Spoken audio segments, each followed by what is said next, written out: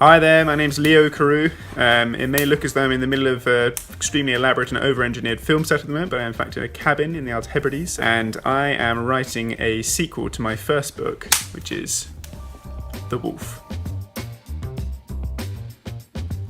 The Wolf essentially imagines a world in which more than one species of humans survive to the Dark Ages. We've got the Anakim on one side, who are very tall, very long-lived. They have plates of bone instead of ribs. And they live extremely austerely in the wilderness, really. They don't do agriculture so much. And on the other side you have the Southerners, which are effectively the modern humans, and the book follows the conflict between the two, and specifically a protagonist on each side. There are lots of things which excited me about writing The Wolf. Partly I've had this story floating around my head since I was 12 years old when I tried to write a very early and extremely terrible version of it. But also I think one of the things which really inspired me about it was the idea of exploring ways that it's possible to be different as a human being. I did biological anthropology as my degree and studied sort of Neanderthals and Denisovans and things like that. It really intrigued me and really fascinated me. There's these people who are like us in most ways, but also profoundly alien in others. And I was just really keen to explore not only that, but how it would have felt for both sides to come into contact with something so familiar and so different at the same time. One of the real driving forces which kept me writing was a character called Bela Mas. He's one of the modern humans, essentially.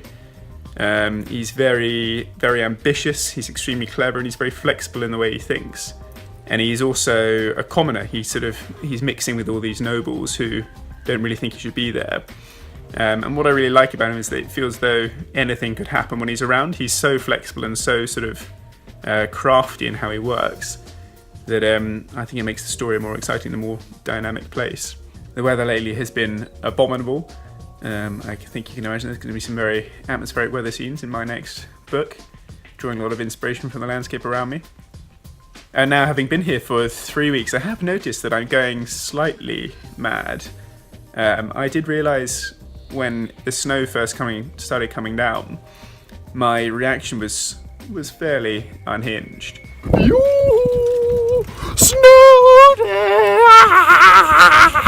And this was underlined to me later that day when I found 2 pots of custard, which I hadn't realised I had. And I just laughed for 5 minutes straight. And I have absolutely no idea why.